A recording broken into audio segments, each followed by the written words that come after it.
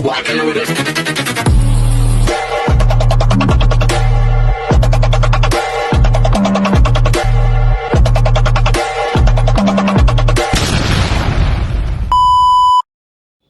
Hi everyone! Good morning! I'm back! It's your Mama Sam dito sa Sam Sam TV. Kamusta naman po kayo mga amigo, amiga, kumare at kumpare? Sana lahat kayo ay okay na okay ngayong araw ng Sunday. So happy Sunday sa atin lahat ng bonggang-bongga. My gosh, ang bilis ng araw, no? So parang kailan lang nasa January tayo. Ngayon ay malapit na tayo sa katapusan ng April, o di ba? So papasok na tayo sa May. So halos magkakalahating taon na ng 2025. So ganun kabilis ang panahon. And then ang isa pa sa mga nakakaloka ngayon ay grabe ang init. Totoo. Sobrang init, sobrang hindi nakakatuwa yung weather dahil pabago-bago yung weather dito. Minsan, kagahapon 40 degree, ganun katindi. Tapos ang daming tao sa mall, parang yung mga tao nagdagsaan sa mall. Tapos alam mo yun, nasa mall ka pero ramdam mo pa rin yung init. Yung pumunta nga kami ng Starbucks, parang feeling ko yung aircon nila todo na. Kasi nga, sa sobrang init talaga. At tingnan ninyo, ngayon palang umaga, nasa 31 degree na kami. Umaga pa lang yan, ha? So paano pag nagtanghali at nag-alauna, alas 3, Diyos ko, torta na, di ba?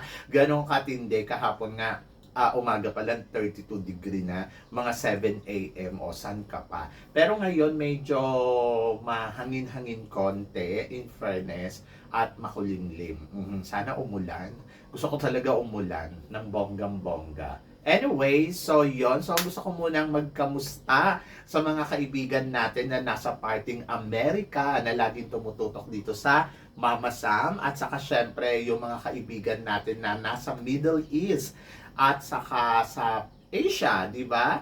So yon. So lalo-lalo na sa Pilipinas. Hello Philippines, good morning sa inyong lahat ng bonggang-bongga. So kamusta? At ayun, so ang dami na nating mga taga-subaybay mula sa iba't ibang bansa. Na-appreciate ko yung araw-araw ninyong pag-aabang, yung araw-araw ninyong hinihintay yung mga vlogs ko. At maraming salamat, hindi kayo nagsasawa. At talaga namang ando doon yung suporta ninyo sa akin ng bonggang-bongga, kaya kapon ka. O, diba? So nandito tayo ngayon sa kabilang panig ng bahay namin kasi nga nagsasawa na ako doon. Hindi mainit doon, tapos madilim yung kuha. Mas maganda yun dito. Talagang kita ninyo yung aking ganda. O, di ba? Tumutubo na yung hair natin. Anyway, walang makeup yan. Di ba? So, Diyosa ang dating. Charot. So, ito na. So, ang chika natin for today, kasi maraming nagtatanong sa akin, Mama Sam, tingin mo, si Oppo daw ba ng Thailand ang possible na pwedeng manalo ng Miss World? Tapos, ano daw ba ang mangyayari kay Krishna? Tingin daw ba natin may laban? O tinik nga ba si Oppo kay Krishna para makuha ang ikalawang corona ng Miss World? Kayo naman, masyado kayo nag-alala. Ako lagi kong sinasabi, ang bawat kandidata ay binibigyan sila ng chance para maipresent nila ng maayos yung sarili nila. Kung naghanda si Krishna, wala tayong dapat pag-alala. Kasi kahit dumating pa dyan si Oppo, kung mas ready naman si Krishna sa kanya. Ang advantage nga ni Krishna kay Oppo ay nakapag-train siya ng ilang buwan. Kasi kailan pa ba kinoronahan si Krishna bilang Miss World Philippines, di ba? So, nung nakaraan taon pa. So, mula nung kinoronahan siya, dapat nag-prepared na siya sa aspeto na meron ang Miss World. Lalo na nakausap niya si Madam Julia ng bonggang-bongga, di ba? Nakausap niya in person. At dapat doon inalam niya kung ano ba yung hinahanap ng Miss World, ano ba ang gusto mangyari ni Madam Julia. So, kung ganun yung napagmitingan nila noon, so ibig sabihin, prepared siya sa bawat aspeto.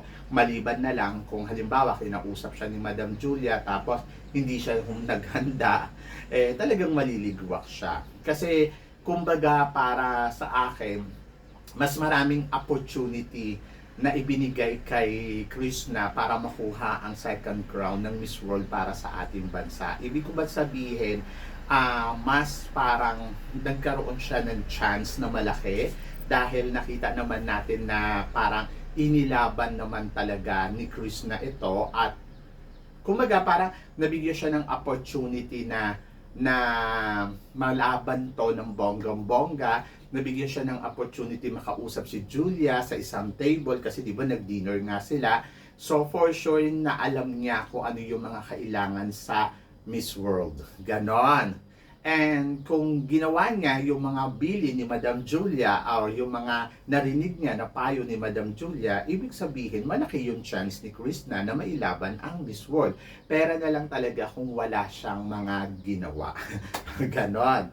And then si Oppo, short term lang yung paghahanda niya, 15 days para sa laban niya sa Miss World. Kumbaga, kung iisipin mo sa palagay natin 6 months, sa 15 days, ano ba naman ang magagawa ng 15 days sa 6 months, di ba? So, dapat nandoon yung chance na malaki kay Krishna Garavides talaga. Kaya ako, hindi ako nawo-worry. Kung naganda si Krishna, di bongga, panalo. Pero kung hindi siya naghanda, talo. Ganon. Kasi parang kung ikukumpara mo, tinik ba si Oppo, bakit ka matatakot? 15 days lang naman yung pinireplied niya. Maliban lang doon talaga sa advocacy niya, ina-advocate niya dito sa Miss World na medyo talaga noon niya pag ginagawa yon yung about sa breast cancer. Ayun lang, yung laban nila. And then sa ibang aspeto, talagang ayun, nangangarag sila sa paghahanda, ano ba yung mga kailangan gawin. Hindi siya nag-prepare about sa talent kasi parang feeling ko wala na siyang panahon, pero may talent si Oppo. Ako kasi ang tinitingnan ko kasi dito yung kabuuan na rin ng kandidata. Sino ba talaga yung mas malalim at mas malaman, di ba? Katulad nung kay Oppo, 15 days lang yung preparasyon niya, pero may talent si Oppo. Katulad ng marunong siyang tumugtog ng, ano ba doon, kuleleng, yung gitarang maliit. Oo, so marunong siyang tumugtog doon. At nakita naman natin sa Miss Universe, medyo meron siyang isang tugtog na English na, alam mo yon na kaya niyang gawin. Or baka mamaya hindi lang isa, dalawa, tatlo pa yon, di ba? So doon pa lang sa talent portion, alam mong may ibubuga na siya kasi meron siyang talent talaga. Pangalawa, yung advocate niya. Yung advocate niya sobrang tagal na, and then ngayon isasalang uli siya dito sa Miss World, yun pa rin yung gagamitin nila. Kumbaga legit yung advocate. So doon pa lang winner na, 'di ba? Kumbaga parang meron talaga siyang baon. And then pangatlo, siguro yung beauty na meron siya, nakita naman natin na maintain nila yung kapayatan, yung kaseksihan, plus kung paano siya kumilos, sobrang elegante. Kumbaga, hindi na siya nagpipretend na ganito yung kilos ko kasi doon sa Miss Universe, ayun talaga yung tinrain niya at ayun yung dadalhin niya sa Miss World. Kaya sabi ko, kahit 15 days lang yung preparasyon ni Oppo, makikita mo kay Oppo yung kabuuan niya ay may ilalaban, may ibubuga.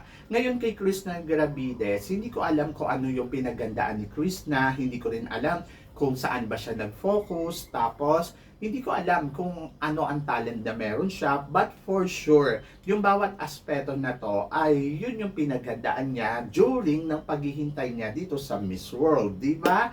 So kung iisipin mo, mas may opportunity talaga si Krishna na gawin yung mga bagay na dapat niyang gawin, pera na lang kung hindi niya talaga ginawa. Kaya ano yung ikaw-worry mo? Ngayon, focus dapat tayo kung paano natin susuportahan si Krishna dito sa laban niya sa Miss World, at sana si Krishna din mag-focus din siya doon sa bawat aspeto na ilalaban dito sa Miss World, kasi doon yung kailangan niya talagang ibigay yung sarili niya na 100%. So ngayon, individual sila magpe-present sa Miss World Organization. So ang Miss World Organization na ang bahalang pumili kung sino ang magugustuhan niya between Oppo at saka kay Krishna. Kaya wala tayong dapat ipag-alala. Ang dapat lang natin gawin ay suportahan yung kandidata natin, and then maniwala tayo na naghanda siya ng bonggang-bongga. So ano yung ikaw-worry mo doon? So kahit dumating si Oppo dyan, kung mas prepared naman si Krishna, kayang manalo ni Krishna dito sa laban niya sa Miss World. At wala kang dapat ipag-alala, kundi dapat ay ipagdasal mo siya na sana magawa niya ng tama yung mga dapat niyang gawin at ipagdasal mo siya na sana manalo, di ba? And then ngayon, kung kay Oppo naman mabibigay yung corona, wala tayong magagawa kasi tulad nga na sinabi ko, handa din naman si Oppo sa bawat aspeto dahil ayun talaga yung ipinipresent niya.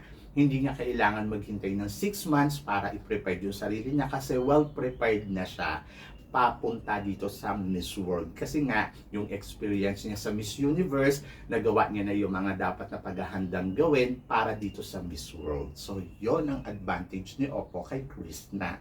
And then, let's see na lang kung oobra ba sila. Di ba?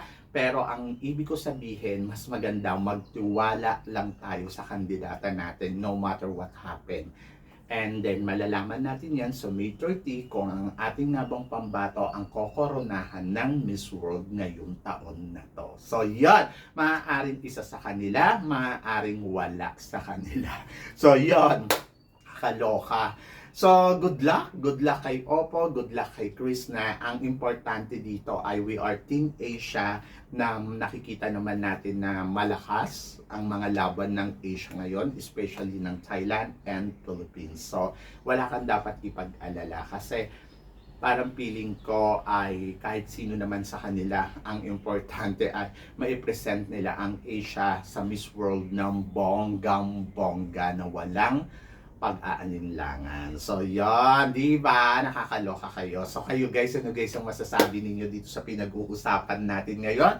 I-comment below mo yan para at least malaman ko naman kung ano naman ang chika mo dito sa pinag-uusapan natin ngayon. So, yon. So, syempre maraming salamat po sa inyong lahat sa suporta at pagmamahal na binibigay ninyo syempre dito sa channel ko at sa mga hindi pa po nakaka-subscribe, ano pang hinihintay ninyo, subscribe na. So guys, hanggang dito na lang. Hanggang sa muli nating chikahan. Paalam. See you tomorrow. Thank you guys.